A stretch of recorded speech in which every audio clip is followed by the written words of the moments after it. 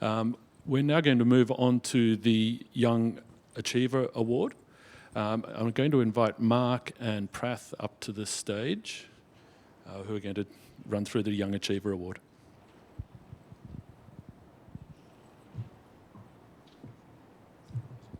Are you on your own?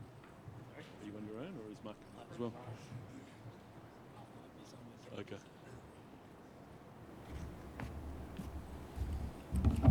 Okay, good morning.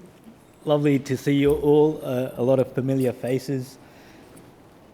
My name is Prath Nanthakumaran. I'm a construction director at Sydney Metro, and it's a pleasure to present this award on behalf of the PWI and Julian Sharp. Julian unfortunately couldn't make it here today, so I think the slides are up. Do I have a clicker? Yep, I do.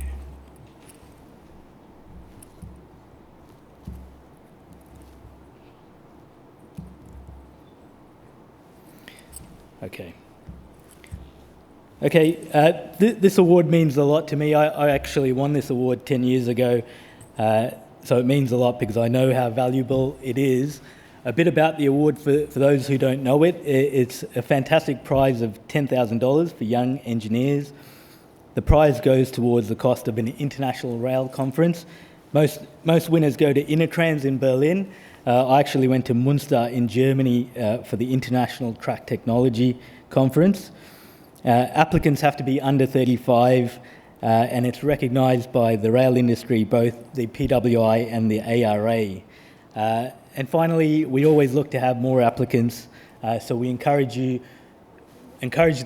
youngsters to apply, and the managers and leaders to support them in applying. So we have a number of judges, and we take our role quite seriously. We have healthy and heated debates on who we think should win. So thank you to the judges, Julian Sharp, Dave Spiteri, myself, Rebecca Coffey, Lee Taylor, Anna Murray, Matt Jones, and Nagajoti Lola for the time you put in to judging the award. So a bit about the criteria. It's very diverse. We cover different aspects of the project to make sure that anyone in the industry can win it. So different aspects of the project. So yeah, anyone really who contributes to the industry can put in for it. It's a two-stage process now. So recently we've added in a presentation from the candidates, and the panel gets to judge the presentation content as well. Okay, this year the PWI continued with being part of the Australasian Rail Industry Awards. The winner was announced as part of the ceremony on the 14th of September 2022. Entries were less than 2021 and 2020, which were only 5. We want to get back to the numbers we had in 2018, where we had 11.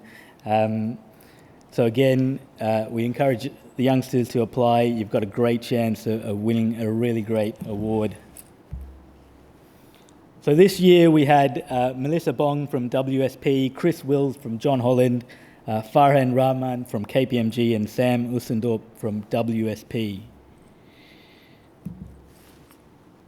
So the shortlist, we had Melissa Bong from WSP, and she presented on designing inland rail in the virtual workplace. We had Chris Wills, who presented on tracking through a pandemic. And we had Farhan Rahman, who presented on computer vision for tramway defect detection.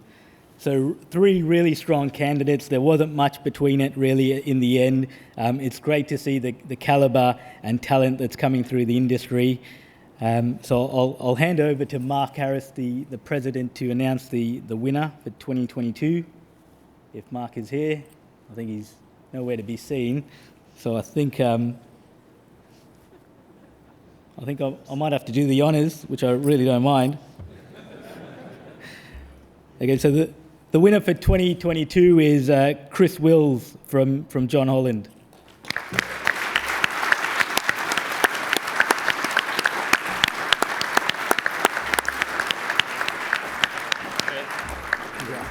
Thank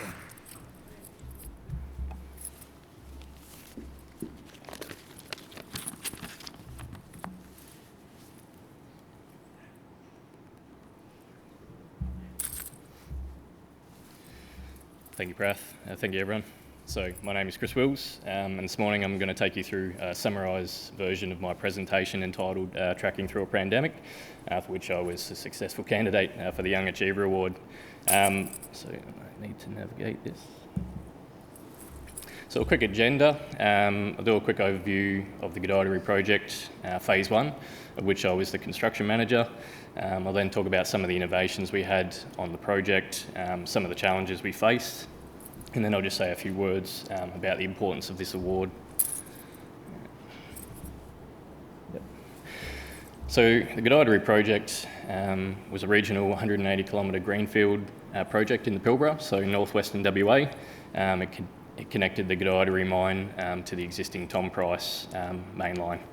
So the project was fully mobilised in October 2020, practical completion in December 2021, and it took 560,000 man hours, 280,000 sleepers, 600,000 tonnes of ballast, lots of other things. Being a remote project in the Pilbara has its challenges, obviously, to the remote nature of the works, but the Pilbara itself often faces its own unique challenges, mostly around long rosters and obviously the extreme weather conditions you get, so cyclonic winds, torrential rains and just extreme heat.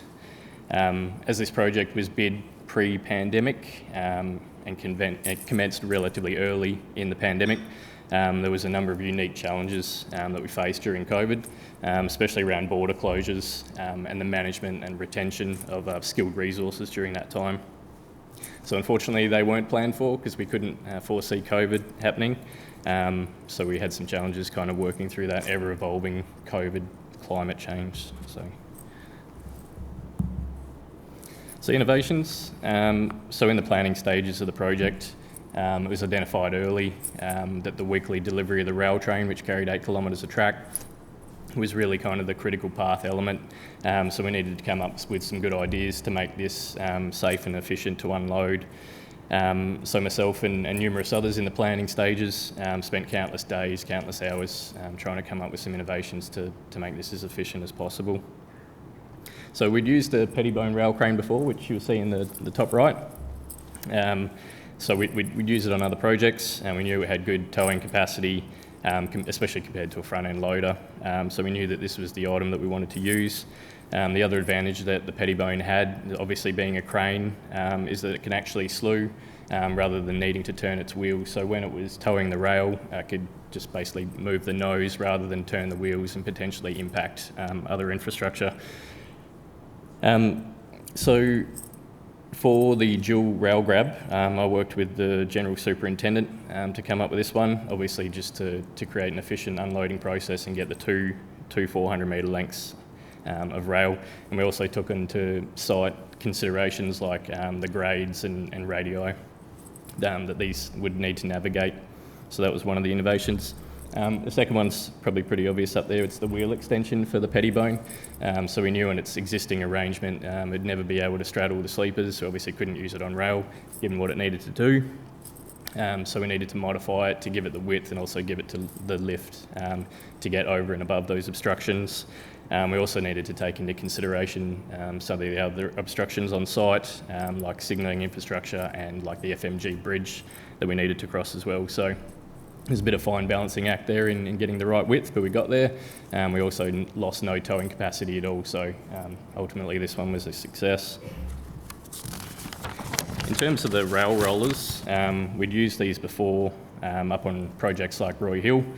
The main concern we had obviously was the weight of the rollers. I think originally when we used them on Roy Hill, they're about 25, 27 kilos, which is fairly excessive, especially when you take into consideration the people that need to lift them and cart them, especially in those extreme conditions. So had a bit of an exercise to reduce the size of the steel, which we did successfully, and we still managed to keep the durability of the rollers enough and to support the 68 kg rail. And for safety reasons, obviously we wanted to make life easier for the men and women removing the rollers. So we obviously did a slight modification, which was a bit of flat bar that sat under the lug, which meant you could just basically pull the roller without having to straddle the rail, which again was a bit of a safety concern. So hopefully when I go to the next slide, it might play a little video which shows you the ease, but we'll find that out in a second. So one of the things I mentioned at the beginning of this presentation was the extreme heat that you face up in the Pilbara.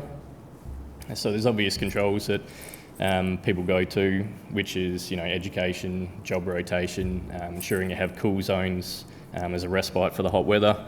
However, we found these were not as effective as we would have liked. And unfortunately, there were some kind of heat-related illnesses, especially for people who had just started up in the Pilbara.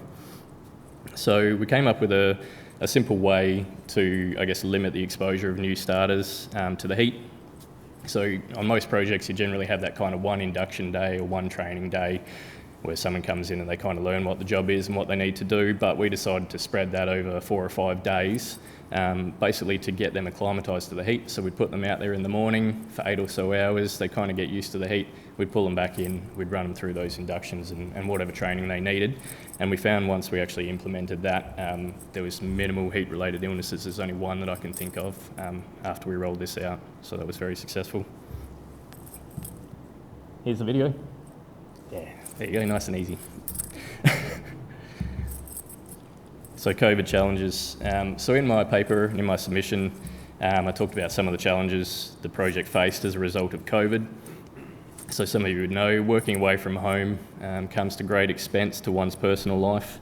And although some will argue that you're fairly compensated for this type of work and for the time away, nothing can really prepare you for the impacts of the border closures and the choice of either supporting your family financially or actually being home for your family. You would think sometimes it's a simple answer, but often it's more complicated. So the team had some challenges in this space, especially when it came to the border closures. I'd suggest probably a third to maybe a quarter of our work and staff were from interstate, including myself. And for the times that we were actually lucky enough to go home for R&R, when we came back we had to quarantine. I personally had to do this 3 times, which I thought was bad enough, but we had some supervision and other people that had to do it 4 or 5 times. So that's nearly 2 months kind of in quarantine. And I can tell you firsthand, it doesn't do a lot for your mental well-being. Our supervision used to tell stories that they would prefer to be in prison because at least they got fresh air and access to a gym. So that was how bad it was for some people. So personal challenges. So this has been and can be a bit of a challenging topic for me to talk about. So when I first looked at writing this paper, there was a bit of a mental block to overcome here. Wasn't in a good headspace when I finished the project, mostly due to the challenges and not being able to go home. So it took me a little bit to overcome that.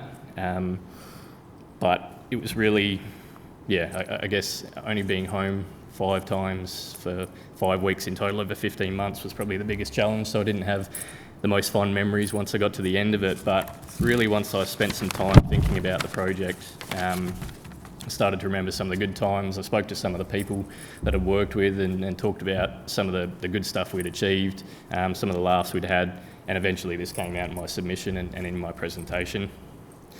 So I still do look back at this project with mixed feelings. I can take some comfort and happiness in what was achieved by me personally and also by the project, especially as we worked through this COVID climate, which was basically unexpected. But I guess I struggled to look past some of the feelings I had, especially having to leave my wife at home during that time. So I can't say I regret my time on that project or I would change anything because my decisions are where I got to today, and ultimately we need to learn from our decisions, good or bad, and it's the only way to move forward. But ultimately, from this experience, I can take what I've learned from my time on this project, and now I'm in pro contracts. I have the opportunity to take some of these lessons learned, adapt into the planning, adapt into some of the solutions we're coming up to for projects, and hopefully we can be better prepared for next time. Now, just before I finish, I'll just say a few words about the award. So the importance of the Young Achiever Award is not just the recognition of the finalists or the winner, but for me it was about kind of a reflection on the project or a reflection on the past 12 months. Often we go from project to project or bid to bid without really reflecting on what we'd achieved, what lessons we'd learnt, what challenges we'd overcome. So the process of me doing this submission was very important. I was able to look past some of the negatives, some of which I touched on, and sometimes we get caught up on, and I was able to really think about some of the positives that we'd done on the project and some of the achievements I'd had on the project. So I guess the message from me is not to encourage you to submit for the Young Achiever Award, but also to personally reflect on what you've done in the last 12 months and some of the lessons you've learned. Thank you.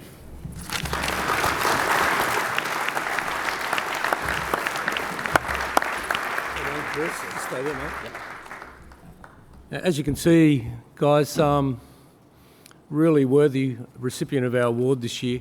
And Chris, you touched on a couple of things there that are really important. You know, that fact of actually when you do a job and work on a project where you get that opportunity to reflect on what you've done and how you've done it is good. And I've seen it a number of times on a number of the award entries that we've had over the last few years for the Steve Max, the Young Achievers Award, well, same with all the awards, but particularly the Young Achievers Award, where these young people get this opportunity to actually talk in front of their peers and actually get recognition for the work that they've done. So it's an excellent process. So just reminding everyone that, you know, this is an award that we've been running for a number of years now. It's a $10,000 prize. Hopefully you get to go to Intertrans in 2024. That might sort of heal some of the wounds from what you've done. But yeah, so we had, I think, 2 of our young achievers in Intertrans this year. We've got one of them who from a couple of years ago still hasn't been able to get there. But, you know, it's a great opportunity for young people to, one, showcase their projects, showcase what they've done, and then get that feedback to actually get to an international conference like Intertrans, or wherever you want to go, but most people go to Intertrans. And you know, so I really challenge the senior people in this room to encourage their younger engineers or workers to actually get involved and submit for these awards. I think you got a lot out of it. I know a couple of the other guys that I've been speaking with certainly got a lot out of putting together their presentations. So the people who missed out, unfortunately, we can only have one winner, but, you know, as I said, I think you've got something out of that. So again, for next year, if we can get more people, you know, like a $10,000 prize, they don't come around very often. It's a great opportunity, so you need to push as senior people, getting people to present. Unfortunately, we don't have a Senior Engineers Award because I'd like to apply for that one. So anyway, you've got a few words, Pratt? Yeah, I do. Thanks, Mark.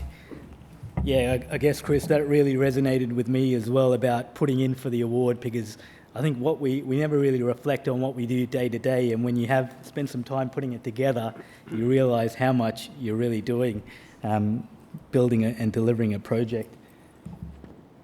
Okay, so just for next year, nominations are due to be open early 23. The closing date will be June 23. We'll be pumping emails to all our members to apply for the award, and it'll all be up on our website. The judges are reviewing the criteria and process to see if we can attract more engagement, and we look forward to more entries in 2023. Thank you very much.